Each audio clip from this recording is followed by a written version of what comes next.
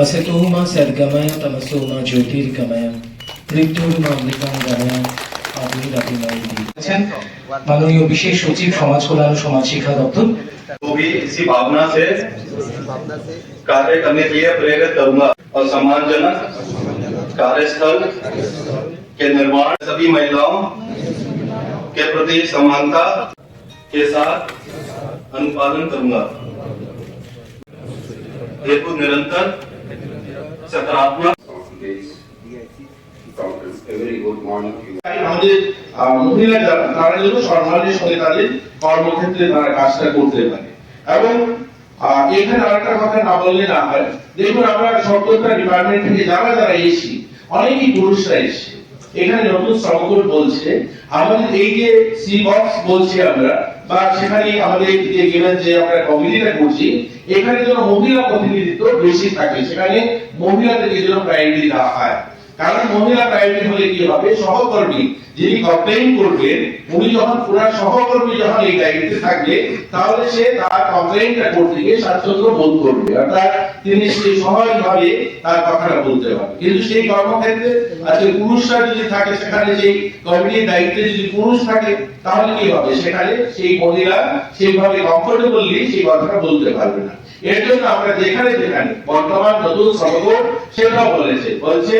যে সেখানে মহিলাদের প্রতিনিধিত্ব বেশি থাকতে হবে, অর্থাৎ যারা মহিলা কর্মচারীরা আছেন সেই সংখ্যাটা যেন সেখানে বেশি থাকে তাদের প্রতিনিধিত্ব। এবং আরেকটা নতুন অ্যাড করা হয়েছে যেটা আগে ছিল না, সেখানে বলা হয়েছে যে কোন মহিলা ধরুন উনি কমপ্লেইন করলেন কিন্তু ওনার কমপ্লেইনটা যখন সলভ করা হয় তখন ওই মহিলাকে ডাকা হয় না বা মহিলার যে অপিনিয়নটা নেওয়া হয় না, নিজের মতো করে যে কমিটিতে প্রতিনিধিরা থাকলেন তারাই সেটাকে সলভ করেন। নতুন শ্রমকোড বলছে না, ওই মহিলাকে তার অপিনিয়ন এবং তার ভিউটা জানতে হবে, সেও তার অধিকার, তার সে যে কমপ্লেইনটা সেটা বলবে সামনে থেকে, সেটাকে সলভ যখন হবে তখন ওনাকে যেন ডাকা হয়। এটা বলা হয়েছে যদি ওনার নিজের উপস্থিতিতে সেটা যেন সলভ করতে পারেন সেই অধিকার ওনাকে দিতে হবে। এরকম নতুন শ্রমকোডগুলো কিন্তু খুব সুন্দরভাবে মহিলাদেরকে সশক্তিকরণ করার লক্ষ্যে বা মহিলারা যেন আত্মসম্মানের সঙ্গে স্বাভিমানের সঙ্গে তার এই কাজটা করতে পারে। যেমন প্রধানমন্ত্রী বলেন যে আমাদের আত্মনির্ভর হতে হবে। আত্মনির্ভর কথাটার অর্থ এই নয় শুধু বিল্ডিং স্থাপন করে, আমরা তার যে কি বলবো সংজ্ঞাটা যেভাবে ঘুরিয়ে ফেলি, আমরা মনে করি যে শুধু বিল্ডিং, কল কারখানা, ফ্যাক্টরি বা রাস্তাঘাট নির্মাণ করা করলেই আত্মনির্ভরতা আসবে। আত্মনির্ভরতা আসার জন্য আত্মসম্মান চাই। আত্মসম্মানের সঙ্গে স্বাভিমানের সঙ্গে যখন মানুষ বাঁচার অধিকার পাবে, মানুষ যখন কর্মস্থলে কাজ করতে পারবে, এটাকেও আত্মনির্ভরতা বলে। অর্থাৎ যে স্বাভিমানের সঙ্গে যেন একটা মানুষ এর জন্য বলা হয়েছে দেখুন প্রত্যেকটা মানুষের ঘর দেওয়া, তার মাথায় ছাদ দেওয়া, তার বাড়িতে শৌচালয় নির্মাণ করা, একটা টয়লেট নির্মাণ করা নয়, তাকে একটা স্বাভিমান, তার পরিবারের আত্মসম্মান তাকে দেওয়া। এর জন্যই আত্মনির্ভরতার কথা, শুধু কলকারখানা স্থাপন নয়, আত্মসম্মানের সঙ্গে বাঁচার অধিকার দেওয়া। যে মহিলাটা যে স্থানে কাজ করছে সেজন্য আত্মসম্মানের সঙ্গে কাজটা করতে পারে, তার জন্য এইগুলো উদ্যোগ নেওয়া হয়েছে। এবং আমাদের দপ্তর অনেকগুলো কাজ করছে, সোশ্যাল ওয়েলফেয়ার, সোশ্যাল এডুকেশন দপ্তর আমার আগে কথা বলেছে যে আমরা ওয়ান স্টপ সেন্টার করেছি। ওয়ান স্টপ সেন্টারগুলোতে মহিলারা যে কোনো সমস্যা সেখানে গিয়ে তারা কমপ্লেইন করতে পারেন, সেখানে যেতে পারেন। তার জন্য তারা আমাদের সেখানে স্বাস্থ্য পরিষেবা, সেখানে লিগ্যাল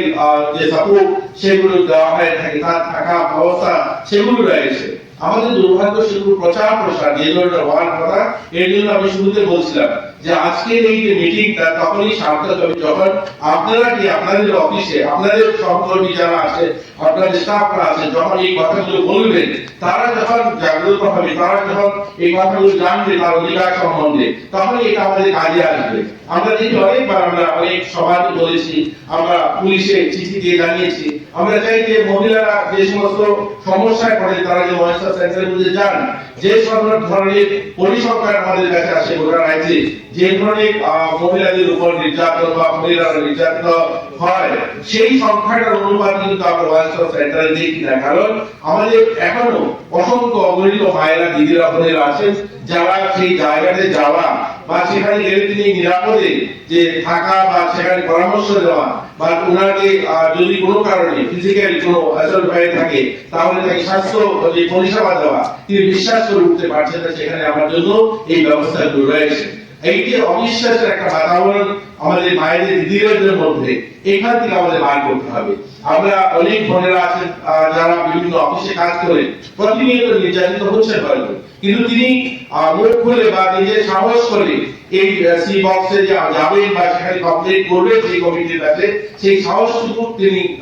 যোগাতে পারেন না বা সেটা তিনি করে উঠতে পারেন না যে আমাকেও কমপ্লেন করলে পরে আমি সঠিক বিচার পাবো বা আমাকে এর পরবর্তী সময় এখান থেকে বের করে দেওয়া হবে না। বা আজকে হয়তো সরকারি যারা কর্মচারী আপনারা সেটা ভাববেন না, আপনারা ভাববেন যে আমি কি করবে, ট্রান্সফার করে দেবে এখান থেকে, কিন্তু একটা প্রাইভেট অর্গানাইজেশনে এটা 100% আমি যেটা বলছি সেটা সত্য যে তিনি হাজারবার চিন্তা করেন যে আমি কমপ্লেইনটা করলে পরে আমার উপরের আধিকারিক যিনি তিনি আমাকে চাকরি থেকে বের করে দেবেন, ছাঁটাই করে দেবেন, এর জন্য তিনি কমপ্লেইনটা করেন না। এর জন্য তাকে তার অধিকার সম্বন্ধে তাকে সচেতন করতে হবে যে তোমার কাছে তোমার জন্য সরকার এই ওয়ান স্টপ সেন্টার বা অন্যান্য বিভিন্ন সরকারি ব্যবস্থা রয়েছে যেখানে তোমাকে অধিকার দেবে এবং তোমার সঙ্গে পাশে দাঁড়াবে, তোমাকে ন্যায় দেওয়ার জন্য তারা তোমার পাশে থাকবে। এই কথাটা যতক্ষণ পর্যন্ত আমরা তাদেরকে বোঝাতে না পারবো ততক্ষণ পর্যন্ত আমরা কিন্তু যদি ভাবি যে এখানে সেমিনার করি আমরা যে সমস্যা নিয়ে আমরা যে সমস্যার অ্যাড্রেস করার জন্য আজকে এখানে একত্রিত হয়েছি এটা সার্থক হবে। আমরা তাদেরকে বোঝাতে হবে যে হ্যাঁ তোমার জন্য সরকারি এই ব্যবস্থা রয়েছে, তোমার জন্য আজকে আমরা অনেক কর্মচারী যারা আছে মহিলা কর্মচারী আপনারা শুনলে খুশি হবেন আমাদের রাজ্যে শুধুমাত্র আগরতলা শহরেই এই সকিনি বা ওয়ার্কিং ওমেন হোস্টেল যেখানে মহিলারা যারা সরকারি চাকরি করেন বা বেসরকারিতে তাদের থাকার ব্যবস্থা ছিল, বর্তমান সরকার গোটা রাজ্যে প্রায় 10খানা এইরকম ওয়ার্কিং ওমেন হোস্টেল করছে যেখানে মহিলারা তারা আত্মসম্মানের সঙ্গে ভাড়া বাড়ির জন্য না থাকতে হয়, তারা সরকারি আবাসে খুব কম পয়সায় যেখানে তার স্বাস্থ্য তার শিশু সমস্ত কিছু তার যে সুবিধা যেখানে ক্রেশ থাকবে বাচ্চাদের জন্য, অঙ্গনওয়াড়ি থাকবে সেই বাচ্চা পড়ানোর জন্য, সেখানে জিম সেন্টার থাকবে তার স্বাস্থ্যের জন্য, সমস্ত কিছু দিয়ে বা একটা সুরক্ষিত পরিসরে এই ধরনের ওয়ান স্টপ সেন্টার আমরা প্রায় 10খানা একসঙ্গে নির্মাণ করছি গোটা রাজ্যে।